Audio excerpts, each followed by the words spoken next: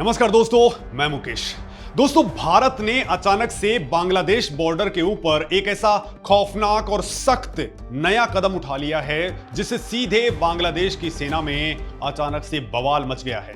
रातों रात हालात इतने गंभीर हो गए हैं कि बांग्लादेशी सेना और वहां की तारिक रहमान सरकार के पसीने छूटने लग गए हैं। बॉर्डर गार्ड बांग्लादेश यानी कि बीजीबी को अपने ही देश के सीमावर्ती गांव में गाड़ियों पर लाउड स्पीकर बांध करके उतरना पड़ गया है।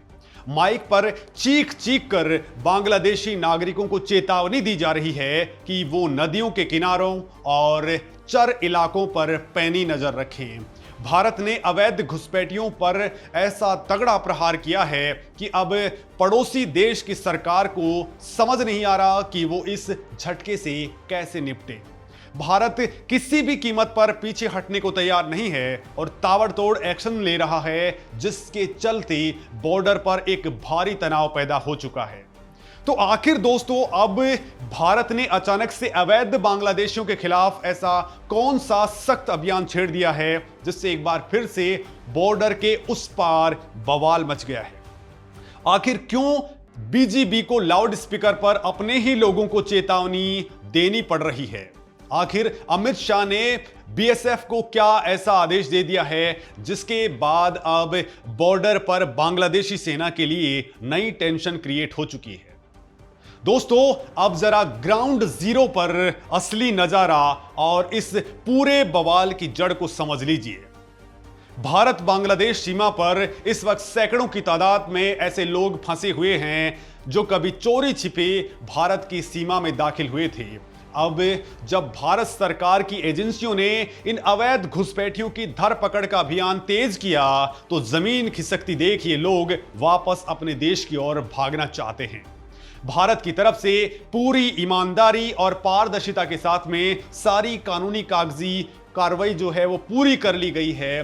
दिल्ली से ढाका को बिल्कुल स्पष्ट संदेश भेज दिया गया है कि औपचारिक जांच पूरी हो चुकी है, अब आप अपने नागरिकों को वापस ले लीजिए। लेकिन यहीं से असल खेल शुरू होता है।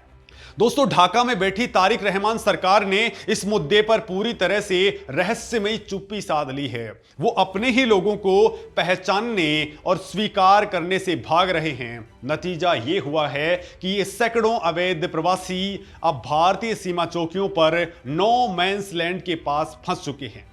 एक ऐसा गंभीर नागरिकता संकट खड़ा हो चुका है जिसने कूटनीतिक गलियारों में हलचल मचा दी है। लेकिन आखिर बांग्लादेश को किस बात का डर सता रहा है जो वो अपने ही लोगों से मुंह मोड़ रहा है? इस खौफ का असली सबूत आपको बांग्लादेश के सीमावर्ती इलाकों के अंदर देखने को मिलेगा। ढाका ने अपनी सीमा पर एक अघोषित हाई अलर्ट लागू कर दिया है। वहां की चौकसी इतनी ज्यादा बढ़ा दी गई है जैसे ही कोई बहुत बड़ा ऑपरेशन वहां पर होने वाला हो। बॉर्डर गार्ड बांग्लादेश के जवान ब्राह्मणवाड़िया और उससे सटे कई अहम सीमावर्ती गांवों में गश्त लगा रहे हैं। BGB commander lieutenant colonel SM Shariful Islam ने अपनी 60वीं बटालियन को बिल्कुल क्लियर इंस्ट्रक्शंस दिए हैं कि सीमा से लगे गांव में लगातार मुनादी कर दी जाए। लाउड स्पीकर पर चीखते हुए गांव वालों को सख्त हिदायत दी जा रही है कि किसी भी अजनबी को अपने घरों में पनाह ना दी जाए। अगर कोई भी संदिग्ध गतिविधि दिखे तो तुरंत सेना को रिपोर्ट करें। सबसे ज्यादा फोकस नदियों के किनारों और उन रेतीले इलाकों के ऊपर है जहां से छिपकर आना आसान होता है। लेकिन सवाल ये उठता है कि सेना को आम लोगों को इस तरह क्यों डराना पड़ रहा है? क्या उन्हें अपने ही खुफिया एजेंसियों के ऊपर भरोसा नहीं रहा? तो दोस्तों, इसे थोड़ा आसान भाषा के अंदर समझते हैं, खास करके उन इलाकों को लेकर के जिसे चर कहा जाता है। चर असल में नदियों के बीच बनने वाले वो रेतीले टापू या जमीन के टुकड़े होते हैं जो पानी के बहाव के साथ बनते हैं और बिगड़ते रहते हैं। भारत और बांग्लादेश के बीच अनगिनत नदियां बहती हैं और ये चर इलाके घुसपैठियों और तस्करों के लिए सबसे सुरक्षित इलाके माने जाते हैं। घने जंगल, दलदल और नदियों का ये एक ऐसा जाल है जहां हर इंच पर नजर रखना एक बुरे सपने जैसा है। अब बांग्लादेशी एजेंसियों को दिन रात यही डर सता रहा है कि भारत इन्हीं चर और नदियों के रास्ते से उन अवैध प्रवासियों को वापस उनके देश में ढकेल सकता है। ढाका की सरकार को लग रहा है कि अगर उन्होंने आधिकारिक चैनलों से इन लोगों को नहीं अपनाया तो भारत इन्हें अनौपचारिक तरीके से बॉर्डर पार करा देगा। इसी डर से पूरा बांग्लादेशी सिस्टम कांपा हुआ है और ग्रामीणों को खबरी बनने पर मजबूर कर दिया है। लेकिन दोस्तों, क्या वाकई भारत ऐसा कुछ कर रहा है या फिर सिर्फ ये बांग्लादेशी हुक्मरानों का अपना फैलाया हुआ भ्रम है? दोस्तों, इस घबराहट को छिपाने के लिए बांग्लादेश की तरफ से भारत पर लगातार संगीन और बेबुनियाद इल्जाम लगाए जा रहे हैं।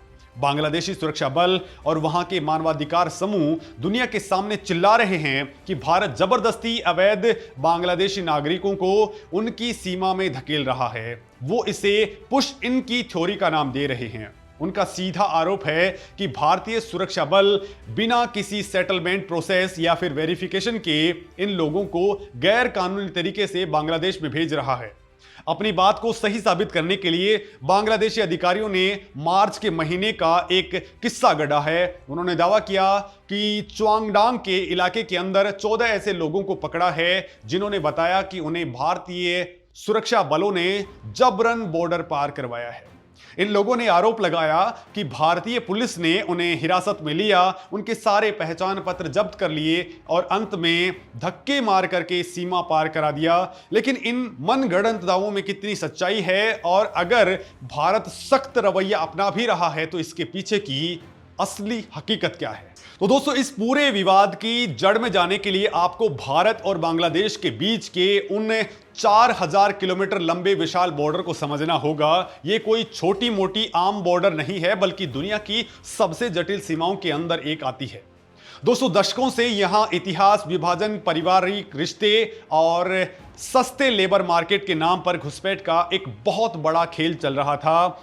दोस्तों, बेहतर जिंदगी, काम की तलाश और रोजी रोटी के लालच में बांग्लादेशी मुसलमान नागरिक लगातार इस लंबी सीमा के खुले हिस्सों का फायदा उठा करके भारत के अंदर घुस रहे थे। लेकिन यह घुसपैठ कोई रातों रात होने वाला चमत्कार नहीं था। इसके पीछे एक बहुत बड़ा और शातिर क्रिमिनल सिंडिकेट काम कर रहा था, जिसकी जड़ें दोनों देशों के अंदर फैली हुई हैं। स्थानीय स्तर पर मौजूद ये आपराधिक गिरोह इन घुसपैठियों को ना केवल पनाह देते थे, बल्कि रातों रात उनके फर्जी सरकारी दस्तावेज भी बना डालते थे। बदले में इन अवैध बांग्लादेशी प्रवासियों से मोटी रकम ऐंठी जाती थी।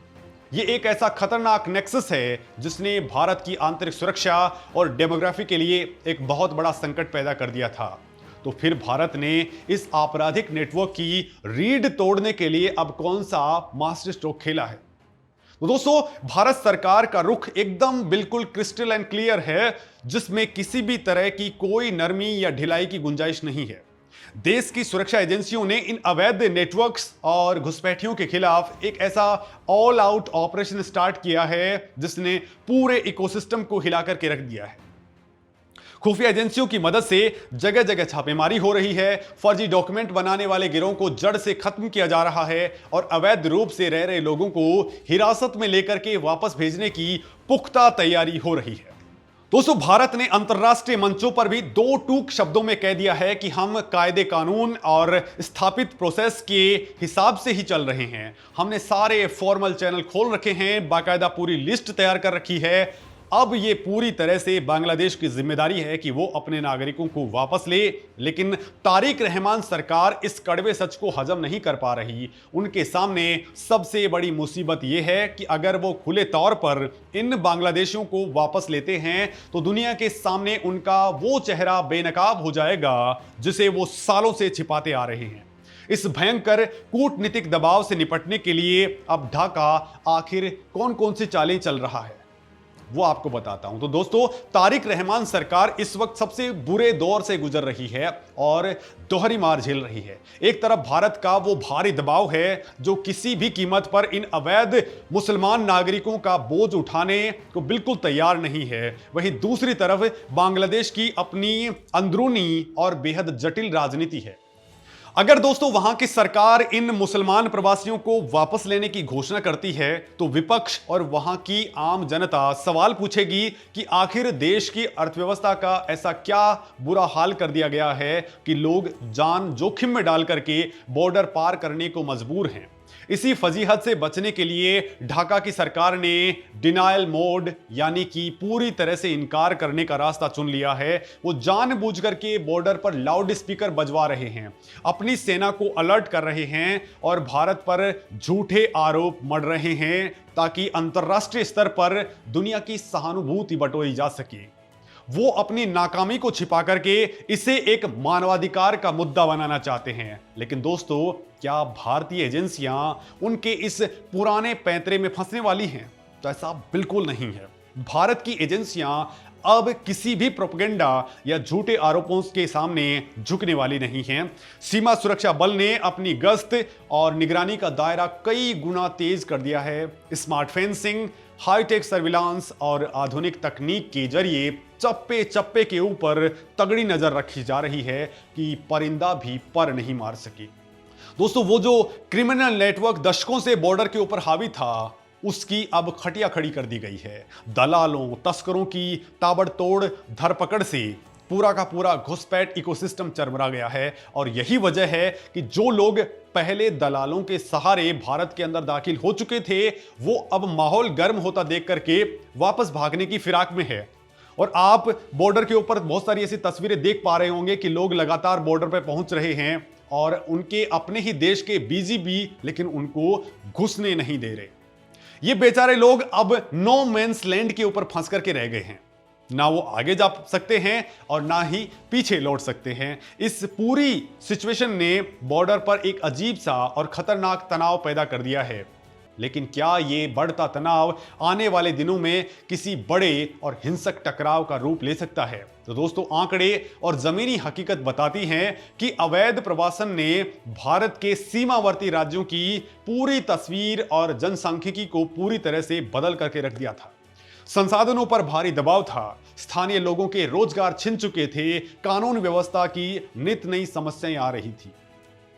भारत इन सब का बहुत बड़ा खामियाजा भुगत चुका था। आज की तारीख तक आते आते भारत की नीतियों में ये आक्रामक बदलाव आया है। वो इसी का नतीजा है कि अब पानी पूरी तरह से सिर से ऊपर जा चुका था। सरकार का सीधा और क्लियर फंडा है, जो अवैध है उसे हर हाल में जाना पड़ेगा।